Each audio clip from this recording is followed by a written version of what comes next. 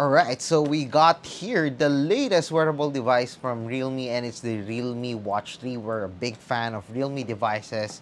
We got different buds, we got different wearable devices, and of course they have their smartphones, and this is their latest wearable device. So what can we expect from this one? Well, we got here 1.8-inch display, a comprehensive health monitoring, a lot of sports modes, specifically 110 plus, clear Bluetooth calling directly in dun sa watch, which is really cool. And of course, there's a lot of watch faces in here, and of course, there's the metallic frame. Of course, this is an upgrade from the previous generation, the Realme Watch 2.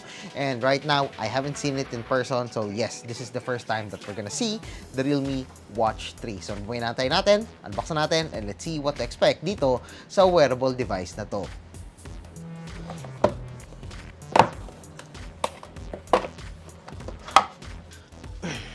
So, it's been like 5 hours or 6 hours since I've slept. And yes, meron na tayong recording dito ng ating sleep measurements and even other measurements like the HR and also the O2 monitoring natin dito, which is really cool for an affordable smartwatch like the Realme Watch 3.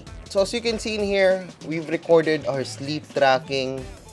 Everything is detailed from awake to light sleep and deep sleep and even the REM. Of course, ito yung mga stages ng sleeps na meron kayo when you're sleeping, and it's detailed enough for the Realme Watch 3. In the application, it will also give you your sleep quality. Right now, I got 94 na score for sleep quality, which is really good. But the sleep duration was insufficient because this one is only at 5 hours and 51 minutes. And of course, it will give you the other status like you sa deep sleep, light sleep, awake time, and all dun sa application, which is really cool. Gives you an outlook na meron kayo with your sleeping pattern. Now, let's try the Realme Watch 3 and gamitin natin sa labas.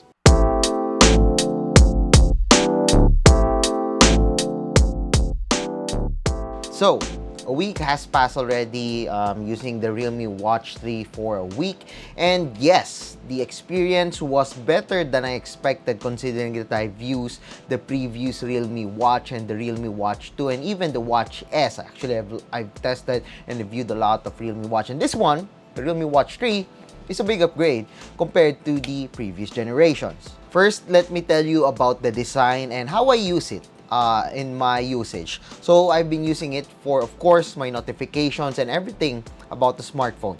I also use it for my workout at the gym, and we're gonna talk about that later. But first, the design. The design, look at this one, the band. It's not annoying to the skin, doesn't cause rashes to me, unlike other smartwatches that has a really annoying band whenever I have sweat with it. So minsan naga-annoy siya, minsan nagkaka-rashes siya. But with this one is pretty good. The rubber band of this one is actually a lot better. And the grip of this one is pretty good.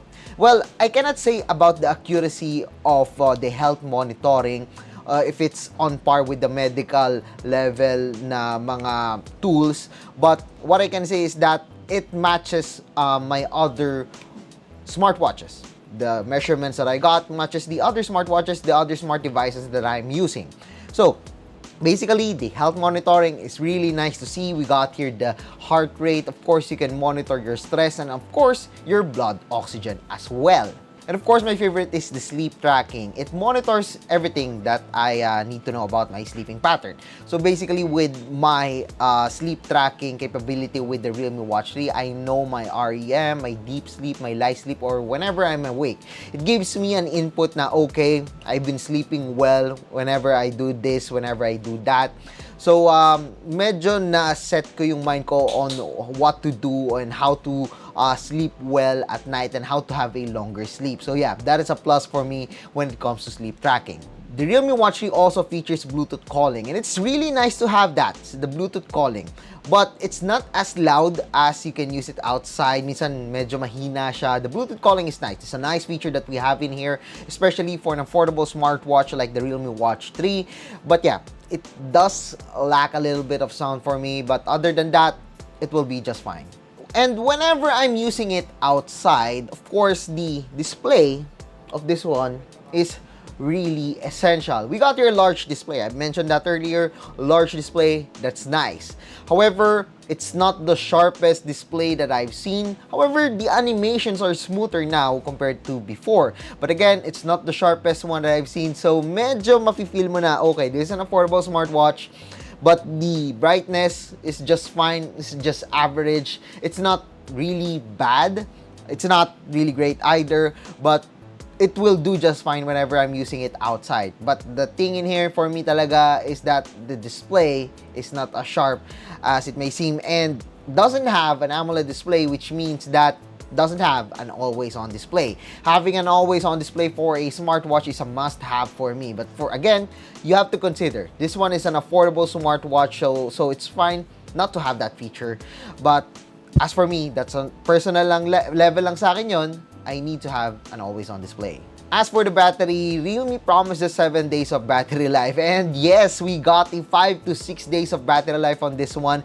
Medyo matagal yung battery nga. I actually like the battery life on this one. And I've been using it for workouts and of course a lot of notifications. So, I really appreciate that Realme focus on that one kasi nagustuhan ko yung battery life niya. Most of the smartwatches that are available are 3 days, 4 days, and like this one, and yung mga other competitor like from Huawei, they have 7 days, so that's good, and they have a lot of features, and I appreciate that they've included a lot of features on this one. So, you know, you got a longer battery life, and yet you still got a lot of features back on this smartwatch. Now, for the health tracking, this one is the most essential one for me, I believe, especially sa mga mahilig dyan mag-gym, mahilig mag-workout, or mahilig mag-jogging. For the Realme Watch 3, I've been using it for the treadmill. Marami tayong workout modes dito. We got 110 workout modes on the Realme Watch 3.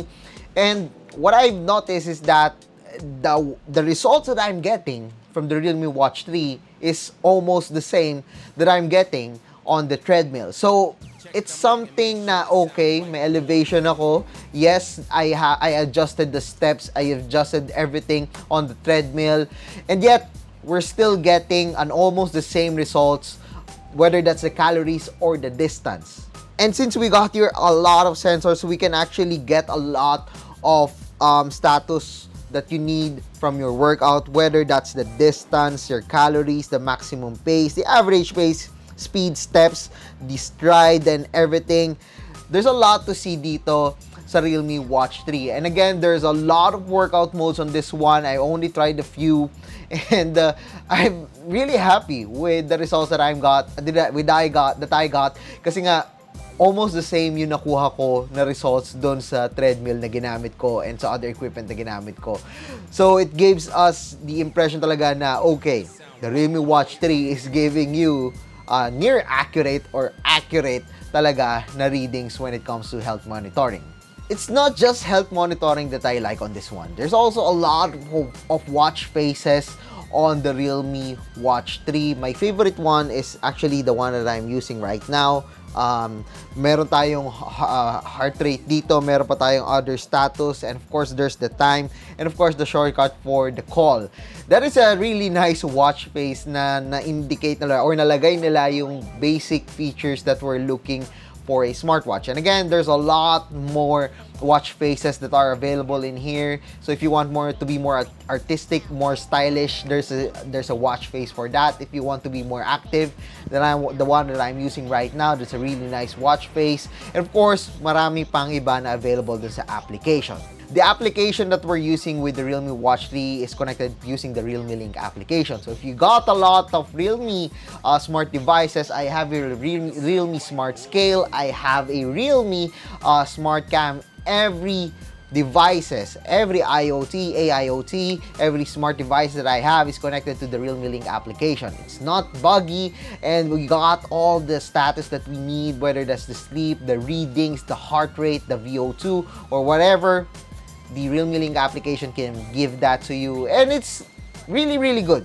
It's user-friendly, and the readings, again, are already there And hindi ako namomblema actually when I'm using the Realme Link application. So yeah, I guess that's it for the Realme Watch 3. That is our review of this smartwatch. Overall, we do like the inclusion of the Bluetooth calling of this one. The design is a big change for me. I like the large watch face. I like the design of this one. And the accuracy of the workouts were pretty good.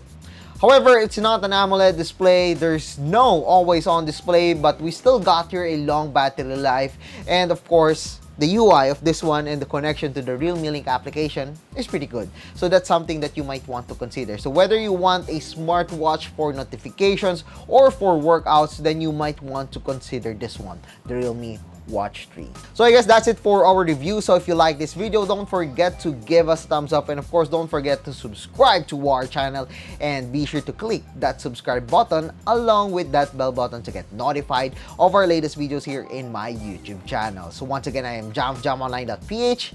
Thank you for watching, and see you guys again in my next video.